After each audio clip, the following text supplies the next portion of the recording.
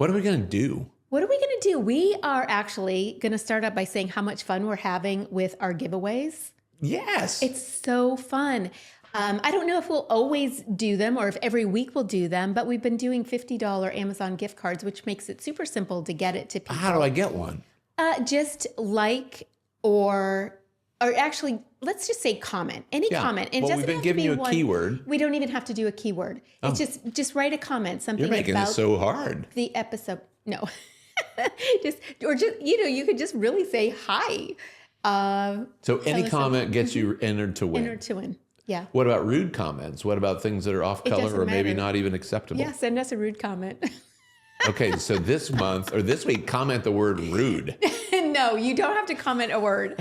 But we just want to keep it fun for everybody. And we love doing things like this. We started a Living Well, Giving Well campaign at one point, and we were trying to loop in some local businesses, but it never got any traction. But Well, I feel like I think it's because people are a little sus. I think they Like, are. wait a minute, They what were do you afraid mean you're giving something away? What's the Yeah, hook? that What's there the was catch? something in it for us, and there was nothing in it for us. I'll Except for tell you the what's joy of well, giving. what is? Yeah, I was going to say there is something in it for us, or we Yeah. wouldn't be doing it. And Yeah. it is the joy of giving. Right. Yeah. And watching people's eyes light up like I know. Christmas. It's like, really?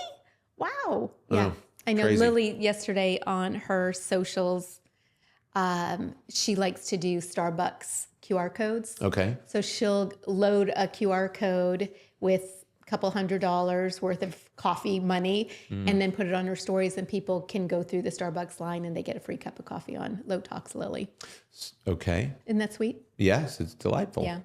Yeah, because We've raised good humans. you never know what somebody's going through, and sometimes that's just the perfect way It's to just make a their little day. nudge that makes their day better. Absolutely. Yep. Yeah. Past the fire, past the sounds. Moonshine through the clouds, saddle up, 'cause there's no stopping me now.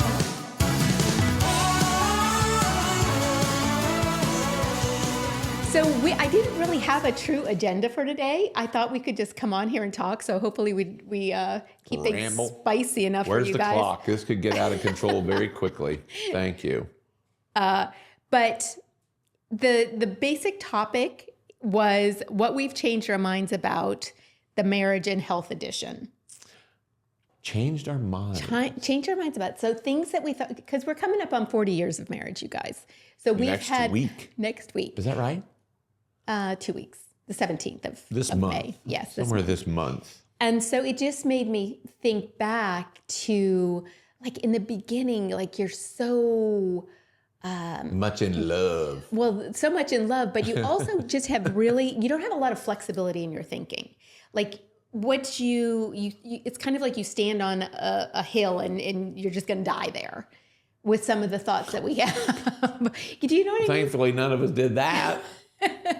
Dying on the hill. I know what you meant. Yeah. Metaphorically. You're talking metaphorically. For sure. Because I don't know, you just have really strong, passionate ideas. All right. And we still do, but we have found more flexibility in that. You know, like You mean we don't have to be right all the time? we don't have to be right all the time, Or you don't have to make other people wrong all the time? or you don't have to make Sometimes other there people two wrong all the things can be time. right Yeah. simultaneously. So is there something about health? I feel like that you have always had such a solid grasp from the time you've been in 7th grade. You knew that you were going to be a chiropractor. So you've always had this really well-rounded view of health. But has anything changed from, say, the time that you graduated from Palmer? Like, do you have like new ways of thinking about chiropractic or new ways of thinking about health? There's so much more burden on our bodies now than there was. The fun thing about chiropractic, and not everybody knows what is chiropractic, so maybe we should talk about that a little bit. But the fun thing about it is it's been right the whole time. Mm-hmm. You know, chiropractic started in 1895 when a guy's hearing came back on because they rearranged his neck. Right. And so right away, all these deaf people flocked to Davenport, Iowa to have their deafness cured. And what they found out was it's not a cure for deafness for everybody, but that when you affect the spine of a person, you affect the nerve system of a person. And when you affect the nerve system, you affect the health of a person. the thing I love about that is it's as true today as it was then. And so, and I can have that same conversation with a dump truck driver or with a neurosurgeon, and I can be right about it. I just have to deliver it kind of maybe in a different wrapper. But the thing I like about I didn't have to change my mind about that because it was right. I just had to deepen my understanding about that. And you know, back then I thought everything was a little more mechanical. I didn't have the same understanding of spiritual things. I didn't have the same understanding of emotional things or even chemistry. And so, you know, when you look at, everybody thinks that chiropractic is about the mechanics of the spine, and it is at its root, but it's about the restoration of the nerve system so that the body just does a better job of healing and restoring itself. Like cuts don't stay cut, they heal. Broken bones don't stay broken, they heal, they repair. And so we've been led to believe that somehow that requires more intervention than it actually requires. So the body doesn't really need anything to do its job. It needs no interference. It needs to be properly nourished. It needs to be properly rested and probably properly watered. So if you just looked at that handful of things, you can change your overall health with very, very little effort. Right. If you play by the rules. Yeah. So I would say about those things, it was fun to be introduced to a lot of people who were smarter than me, and I got to learn a lot from them. It's fun to know that not everybody knows everything, but everybody knows something. So you can add to the mix along the way. You can subtract things that maybe don't seem as reasonable. But it's, you know, chiropractic at its heart has been right since 1895. The body has always been geared for success. It has always worked to heal and recover and restore itself. It does that by design. And so I haven't had to change my mind. I've just had to deepen my understanding of it. Is that a decent answer? Yeah, that's a decent answer. And like along the way, I know that you've refined your adjusting technique too. Like when you initially started out, like you said, it was very mechanical. Yes. And this is mechanical, what you do. Well, the mechanics of the spine can't be ignored. It's a physics marvel. And no two spines are the same, just like no two blood streams are the same, or no two people have the same fingerprint. So misalignments or injuries to the spine produce misalignment that is unique to that person. No two are the same. That's why we measure everybody, right? People are three-dimensional objects, so we always take three-dimensional x-rays so that you can fully assess, especially the neck of a person, and say, here's where they are, here's where they would be better off, and here's the direction we need to move things to get them there. And then the evidence of that along the way, you can do before and after measurements for structures, which is with x-ray. And then you can also do before and after measurements neurologically. So we do that in the office as well, because you can say with certainty, am I impacting that nervous system in a positive way, or do I need to change what I'm doing to do that? So quantifying things is a big deal. And not all chiropractors are focused on that. And to be fair, not all chiropractors are going to be focused on the three versions of reality that impact the nerve system, which is structure, which is chemistry, and which is mental impulse or emotion. Some chiropractic people focus on athletic injury, which is fabulous. Some chiropractic people focus on car crash victims, which is also fabulous. Right. But the intelligence in the body doesn't leave when you're out of pain. It doesn't leave when you're done with your car crash care. The nerve system runs your life from birth to death. Right. And once you understand that, once you understand the relationship of the spine to the nerve system, and then the nerve system to every cell in your body, the question is not how long do I have to go. One of the great myths about chiropractic is once you go, you have to always go. All right, just keep you coming back. Yeah, that's how they get those fancy houses and big buildings and cars. And so the question is not, do I have to keep good care of my spine? The question is, how long am I willing not to? How long am I willing to ignore it is a much better question than how long do I have to do something about it? Right. You know, it's like brushing your teeth. The question is, how long are you willing to keep good care of your teeth? Well, as long as you don't want to get new teeth, I guess. Because if you're not in alignment, then the spine starts to almost crumble, right? It starts to break down. Breaks Well, you got to down. remember your And head, then that the head of a break person down. weighs 10 or 12 pounds. Right. And we live in a gravity-based environment. Right. You know, gravity is pulling us to the planet 24 hours a day. And so the question is not, does gravity matter? It does. But that's what makes alignment matter. If we lived on a planet with no gravity, if we were living on the moon, I would have to get a real job. Like, you know, You couldn't play all day. Well, yeah, it would have to be not this, because in a gravity-based world, there would be different issues for the body to tolerate. But we are engineered to live on a gravity-based planet. So the 12-pound skull of a person, if it's balanced over their neck and shoulders in a proper way, it has a much better effect than if it's not. Yeah. So the question is not, do you have to take care of it? There are people who live long, healthy, productive lives and never take care of their spine. You don't have to. Right.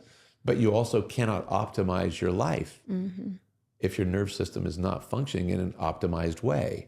Because the This is brain not- runs the nerve system. Right? The brain tells, brain- it's telling your heart to beat, it's telling your food to digest, it's running your endocrine system and your reproductive system and your immune system. They're all intimately related to the nerve system.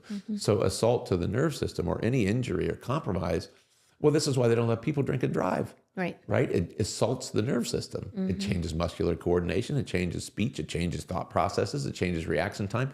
And everybody understands that. But what they don't always understand is that structural injury produces stress on the nerves that also does all that same stuff. yeah. It changes the way you think. It changes the way you feel. It changes the way you respond to the world around you, because your brain's job is to keep you alive. Yeah.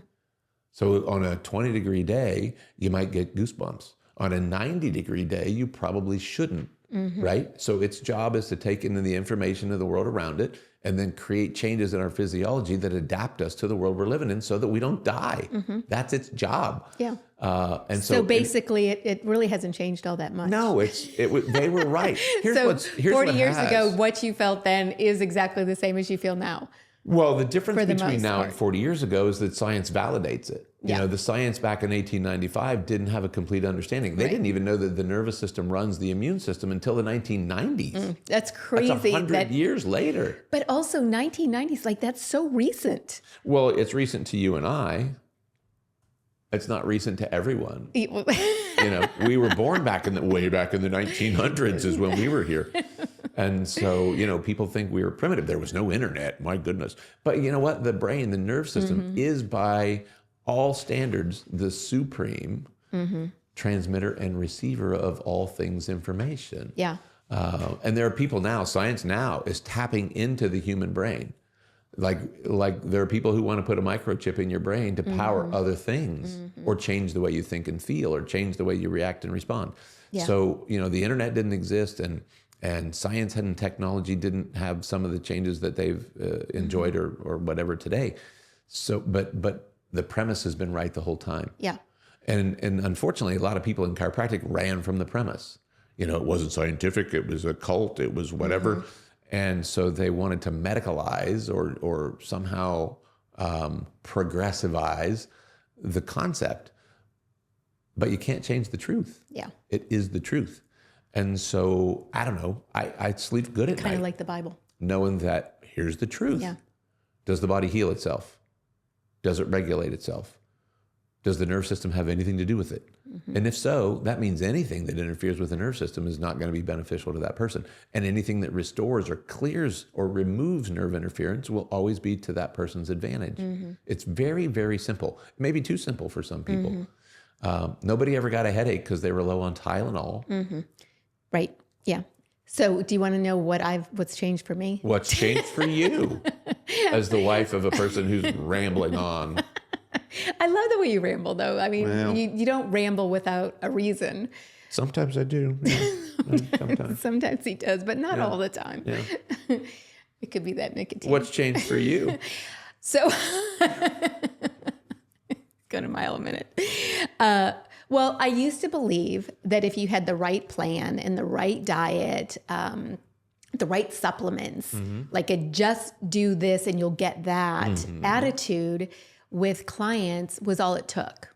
Okay. And what have you learned differently? I've learned that there are so many nuances in getting well and staying well. Yeah. And, you know, my thoughts about combining ancient wisdom like herbal remedies with modern science to really help people work into their wellness has been the biggest change for me because I've witnessed it. Yes. Not You've just lived in it. myself but with clients too.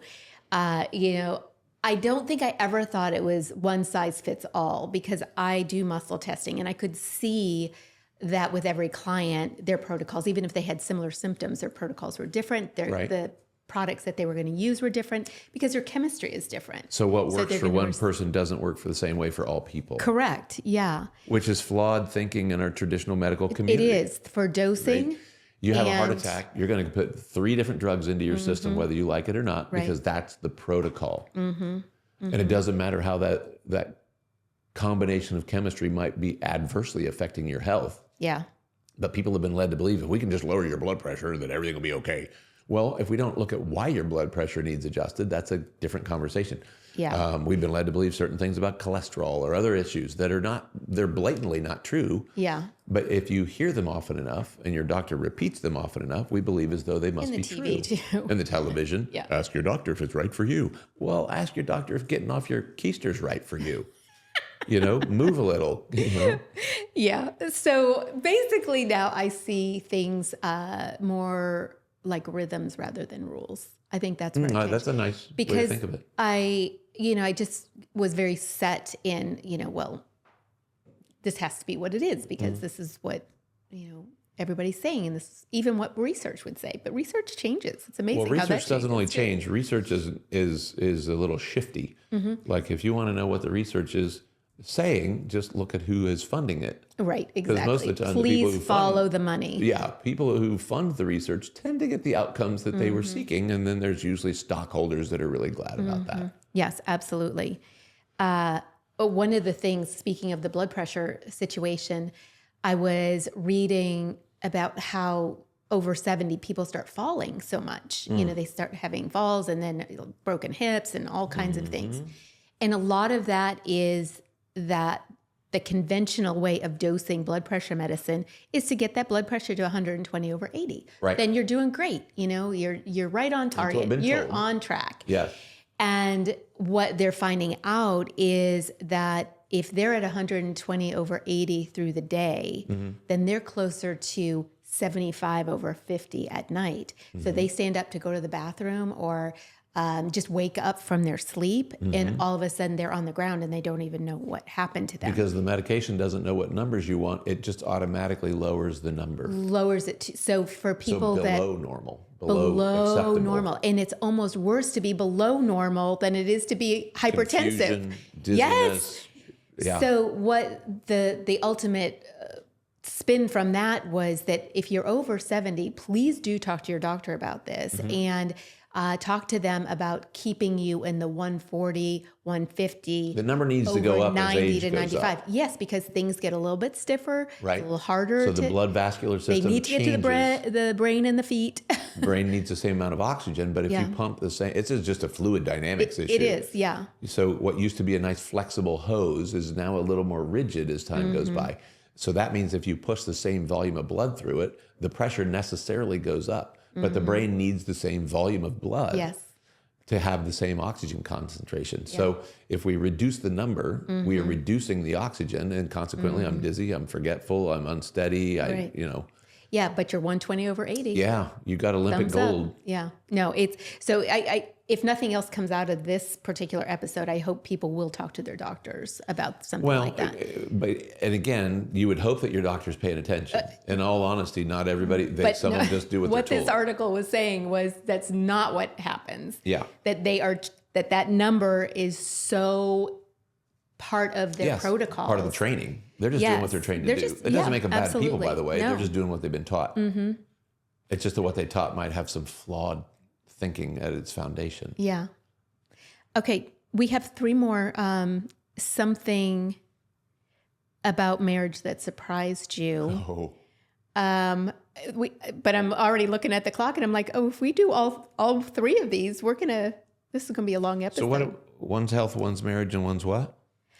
So something you used to believe about, okay, we got that one. Something you were wrong about, something you've learned from each other, something about marriage that surprised you. You want to just pick one? Well, I think, oh my goodness, Okay. we could be here for days. We really could. So one of the things Graham was actually saying the other day, like you never really figure it out. You think when you're first getting married, by the time you're 40 years in marriage, you got it figured out. And guess what? I mean, we have a lot of things figured out. You know, we know each other very, We're smarter very now well. than we used to be. We're smarter now than we used to be. But I feel like we are still evolving as a couple every new season, leaning into different things, leaning out of other things. And so, but I thought it was very insightful of him to point that out. Yeah. And I'm like, he's absolutely right. Yes. Yeah, you don't have to be our age to have insight. Sometimes we learn from people younger than us Yeah. Right. who happen to be related. Right. No, it's true. And that's one of the things too. I feel like it's so important to keep learning. Not that I ever thought that I wouldn't keep learning, but that's a big part of, I think, what keeps our brains healthy and our relationship fresh. One of the things I think about marriage, and especially, I don't know what the divorce rate is or the unmarried rate might be these days, but the reality is work. It's not all. I'm amazed at how much energy and how much time, how much resource goes into a wedding.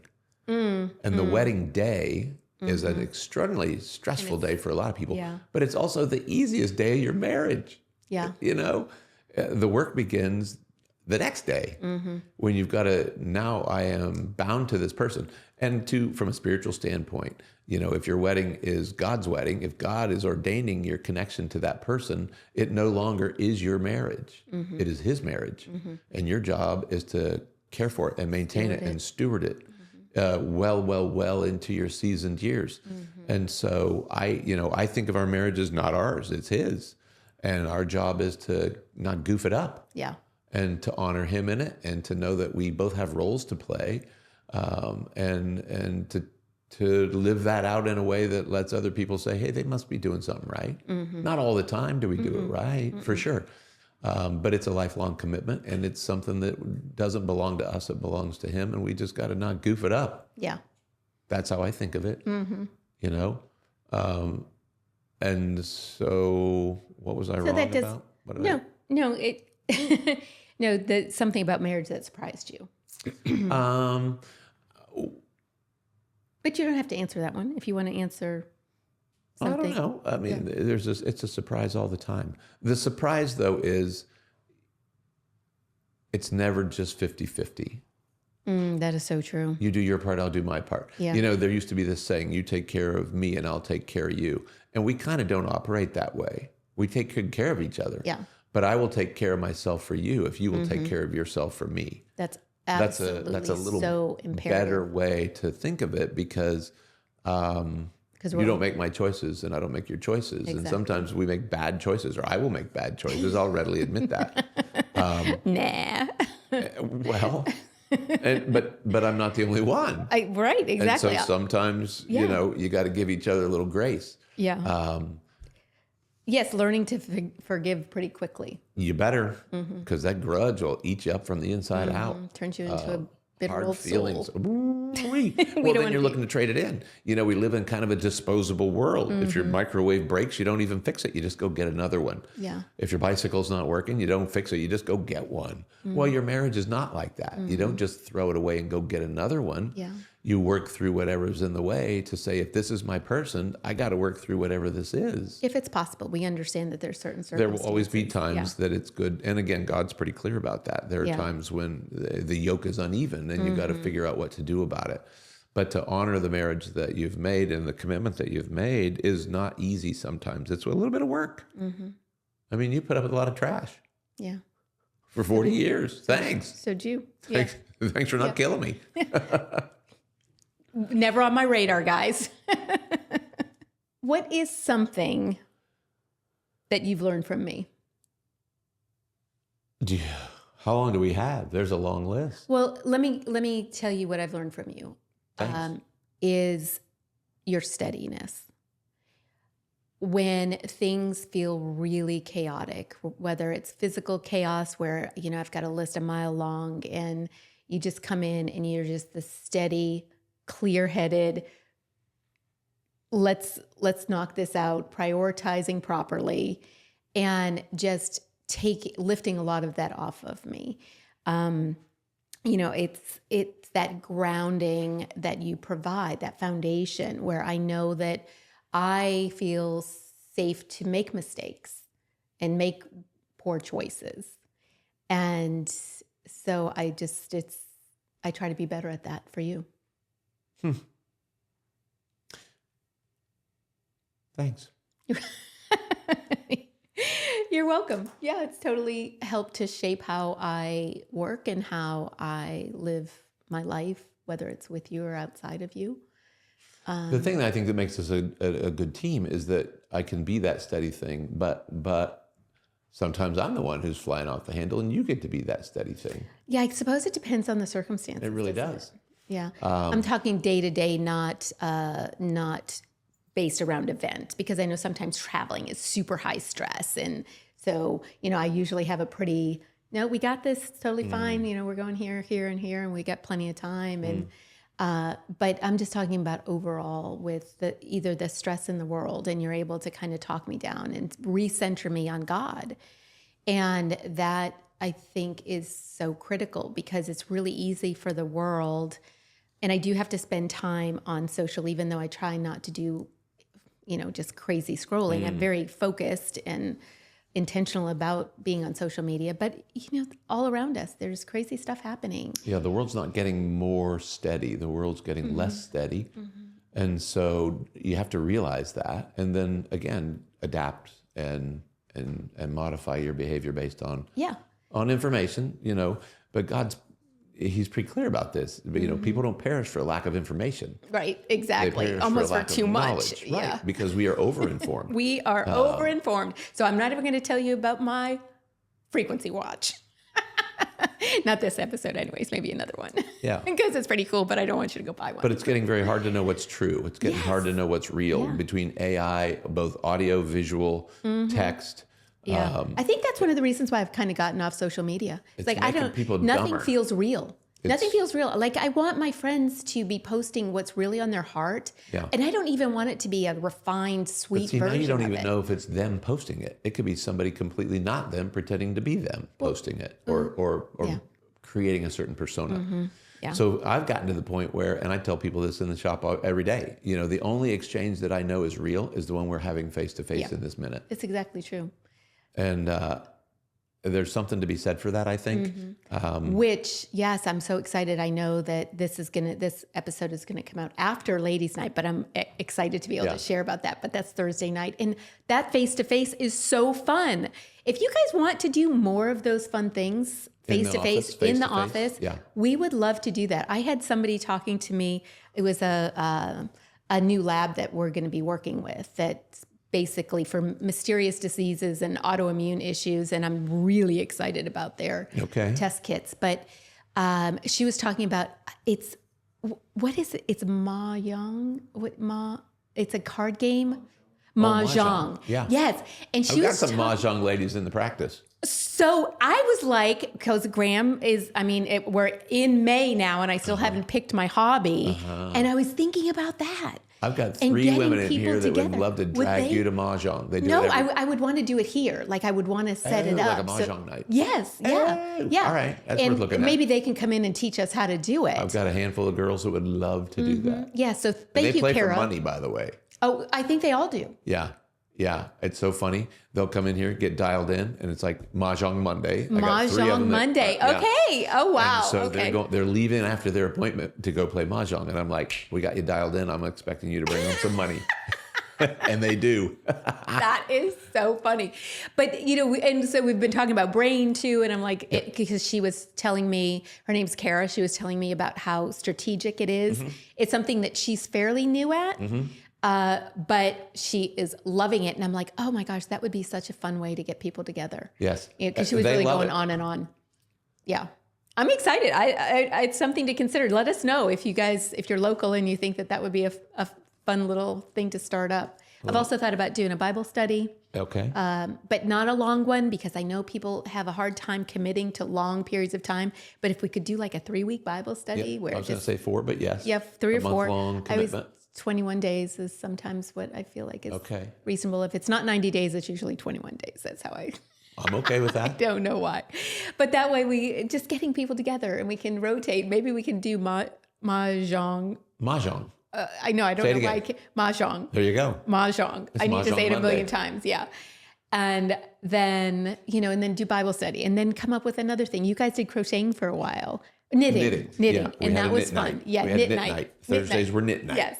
So that was exciting. So if you guys have ideas, we're open to all of them. Something that We builds just- community and helps each other grow and feel safe and Right. comfortable and Exactly. good We've been about being talking about alive. strengthening our own personal tribe, and Yes. this is just an extension of our own personal tribe. Yep. Yeah. What do you think? I think Good to go. we've covered plenty of ground. Yeah. If you've made it all the way to the end, remember to leave a comment and you'll get entered into our drawing, and be sure to like, subscribe, follow, and share. We'll talk to you soon. Bye. Bye, ya.